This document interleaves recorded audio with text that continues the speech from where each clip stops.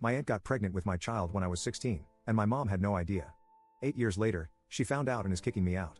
So, I, 24M, have had my life flipped around.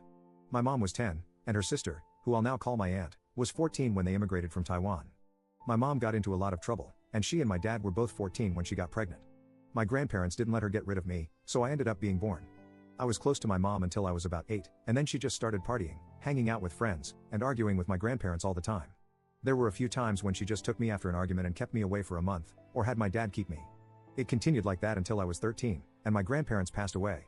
My aunt's engagement collapsed, and she moved in to help my mom. That's when my aunt started grooming me, and it messed me up. My grades dropped, I started screaming at mom, and blaming how she used to act for my actions. I got into fights at school, and I was so afraid of my aunt to the point where I'd start cuddling with my mom all night just to stay away from her. When I was 16, my aunt got pregnant, and she moved away with a friend like a week later. She came over once after the baby, David, was born, and when my mom went out for a little bit, she made me hold him and took a photo of us, saying I should hold my son while I can. Then she moved with David to Taiwan and started living with a cousin. I have tried to forget everything she did to me. I graduated with honors and got a wonderful job. I have tried to make my mom proud. I just got her a car. She calls my fiancée the daughter she never had. My fiancée is the only one I've ever opened up to because I had to let her know. Apparently, last Monday, my aunt had one too many drinks and told a cousin everything she did to me and about me being David's father. She got kicked out right away, and my mom was told everything by the cousin. My mom had a breakdown and asked me if she was really so horrible that I couldn't tell her this happened to me. She yelled that she would have been able to help, but because I didn't know, her grandson is stuck with a monster. She kicked me out, saying I must have never forgiven her for how she used to act. I've talked to my fiancée about it, and she said my mom just needs time and can't fathom the idea that she has a grandson she can't help. Was I wrong to never tell her? Update 1. It has been a rough month and a bit since I last posted. The day after my post, my mom called me back home and said we needed to talk. When I came back and sat down on the couch to talk, she just started crying, so I started crying too. She calmed down first, but I kept crying, and it's embarrassing to write, but I fell asleep. My mom woke me up, and we had to talk about things. I told my mom how, because of how provocative my aunt was and how other kids would tease me whenever they'd see her, I was so confused when things were happening, and I was trying to push it all down and away. She even brought up how she should have known something was wrong, because no kid at that age should cuddle with their mom all through the night, but she was too wrapped up in trying to have fun to notice. And then, I don't know, I tried to tell her how much I've worked to make her proud. She told me that she's always been proud and I'm proof that she didn't end up being a waste of space like her parents always called her. I'm her entire life. And then she admitted that she called my aunt the night before. She told me that even though she wanted to be sly with things to find out about David, my aunt knew why she was calling. It turns out after my cousin kicked her out, my aunt moved into a hotel room because she couldn't afford an apartment. My mom offered to pay for that apartment on the condition that she sends David to her, and my aunt agreed. My mom told me that she wishes she could send my aunt to jail so she could suffer, but she won't fail her grandson like she failed me, so she had to bring him. He came a week after, and my aunt did not come with him. She sent him on the plane with a relative who didn't know what was up and left the day after to visit other people. He was really quiet and confused, and my mom took him around everywhere, trying to get full custody of him right away. I don't know anything about this legal stuff, or how he was even allowed to come with a guardian, but my mom has told me not to worry about it and that she's handling it. He did refer to my mom as his aunt when he came, but as soon as our relative left, she made him start calling her grandma. As weird as it's been, he's also been calling me dad. He seemed uncomfortable with it at first, but he's kind of gotten used to it. My mom has loved being a grandma, and David is already really attached to her. I know it's only been a little bit since he came, but it reminds me of myself at that age with how I used to cling to her. She has introduced him to all her close friends. Whenever they ask about his mom, she just says that she's in Taiwan and sent him over for a better life with us since I'm getting married. Yesterday, my mom talked with me and pointed out some strange stuff with David that she's noticed, and expressed her belief that my aunt was starting to do to him what she had done to me. I don't really know what to do with that info.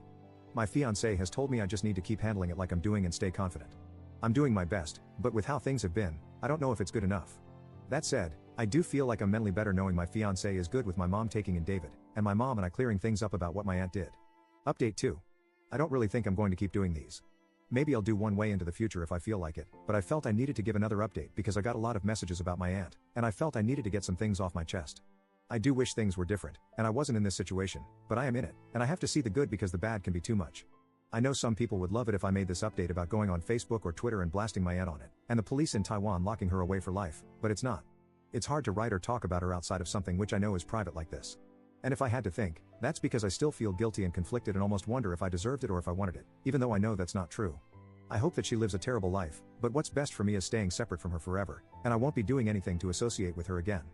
A lot of people had an issue with my mom forcing David to call me dad or father while taking the title of grandma.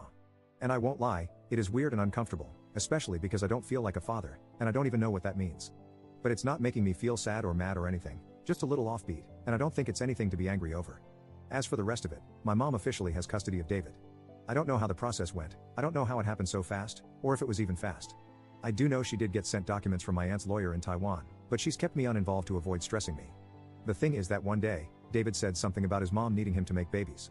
My mom honestly cried harder than she ever has that night, and when I went to her, she just kept crying, hugging me, and saying she's sorry. I do hope that David will snap out of it soon. He does like seeing the child psychologist my mom takes him to. She's gotten David into school, but because of his situation, they have meetings with a school district psychologist. She's got him a translator because his English isn't that good, and apparently the school's resource team is setting up something called an IEP. As for David himself, it's weird that he misses his mom, but he does. I understand missing Taiwan and being scared of a new place, but I don't know why he misses her, especially since she was doing that to him. He has become really attached to my mother, and she loves being a grandma. She joked to me one day that the best thing is that nobody at work flirts with her anymore because she's a grandma. I guess the line for some guys is that she's a grandma before she's 40. She takes him to the temple, the park, loves cooking traditional food for him, and always speaks in Mandarin with him.